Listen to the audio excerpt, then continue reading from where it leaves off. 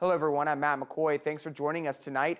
In less than 9 hours, the polls will open up for the Sunday alcohol sales vote. Residents in Northport and Tuscaloosa County will have to cast their own votes tomorrow. The referendum is the same as the one Tuscaloosa voters passed earlier this year. It would allow businesses to sell alcohol on Sundays from noon until 9:30. Several businesses and leaders in Northport and Tuscaloosa County had told WVUA they need to be able to sell alcohol on Sunday to compete with Tuscaloosa.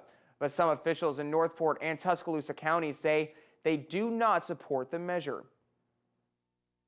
You know, you can make the argument, however, it may not be exactly apples and apples, that we could pass an ordinance legalizing prostitution and create an immediate revenue stream for the city of Northport.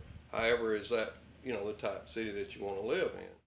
Personally, hope the county voters will vote against it. I don't think it's that big a deal for the county to have Sunday sales. I think we've done just fine without it. And here's a look at the polling places for people who live in Northport. District 1 will vote at the Northport Community Center, District 2 at the Sprayberry Center, District 3 at Fossa Vestavia Elementary, District 4 at Northport Civic Center, and District 5 will vote at Flatwoods Elementary. There are over 40 polling places in Tuscaloosa County. If you have any question about where to vote in Northport or Tuscaloosa County, call the county courthouse at 205-349-3870. Polls are open from 7 a.m. until 7 p.m. And remember, people living in the city of Tuscaloosa will not be allowed to vote. Of course, you can count on your home team for complete coverage of tomorrow's Sunday alcohol vote with cut-ins at the top and bottom of every hour starting at 7 p.m. Stick with us because throughout this entire newscast, we will give you the complete list of polling places for Tuscaloosa County. With Alabama's new immigration law taking effect in just over a week, some residents are still confused about the new law and what it entails. Tonight, the North Alabama Conference of the United Methodist Church aided in helping the public understand the new law. In the immigration meeting, organizers explained the new law before attendees broke into smaller groups to discuss their viewpoints on the law.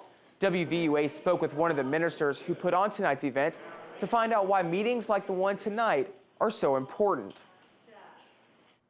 We just feel that religious people should be informed about this issue because it really affects, this particular law really affects ministry and how we do ministry in our churches.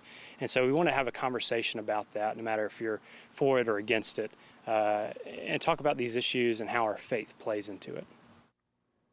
An immigration lawyer was also on hand to answer questions and address concerns. No one that was for the new immigration law would talk on camera.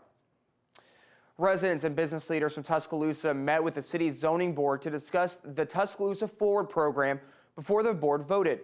Many business leaders urged the committee to veto the proposal as it currently sits. And I work hard. All these people who are in business work hard. Please, please reconsider how you go about the plan. Those business leaders who oppose the new plan say they cannot rebuild what they had before the tornado hit. Some business owners say they are upset about the proposal because it forces them to build further from the street, leaving no space for the building. Many of the businesses brought proposals in an effort to start constructing new buildings. City officials say many of the regulations were in place as long as 4 years ago, and the issue isn't zoning, it's communication. Officials say that criticism has to do with existing ordinances that have been adopted by the city for 2 and 4 years. It doesn't have anything to do with the forward plan, the vision. I feel like we have not done a very good job disseminating information to the public. I think the business community particularly spoke tonight in a loud voice that they did not have enough information on how the plan is going to affect them. the committee passed Tuscaloosa Forward's Plan 6-2. Next, the proposal will go to the City Council for approval by the end of the year. A sign ordinance that was passed in Tuscaloosa is now preventing Casa from rebuilding their cactus sign. The sign limitations for 15th Street puts a size restriction on pole advertisements.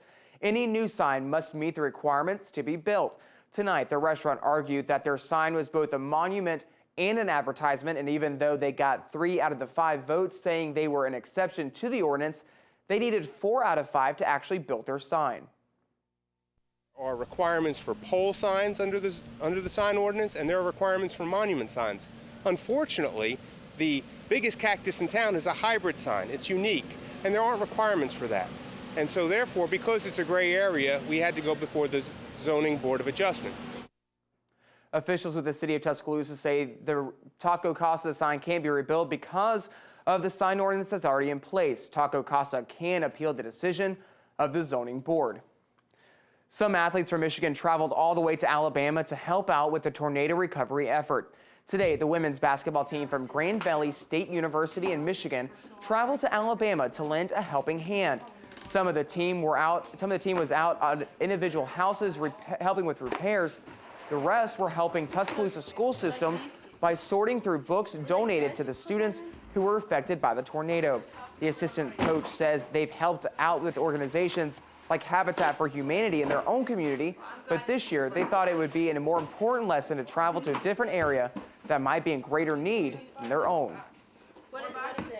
To help them get outside of their own little world of Michigan and understand that it's important to serve others and help out within our state, within every other state, and throughout the world, really.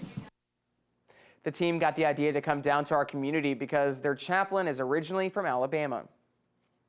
With a first look at Alabama's home team weather forecast, here's Chief Meteorologist Richard Scott. Richard?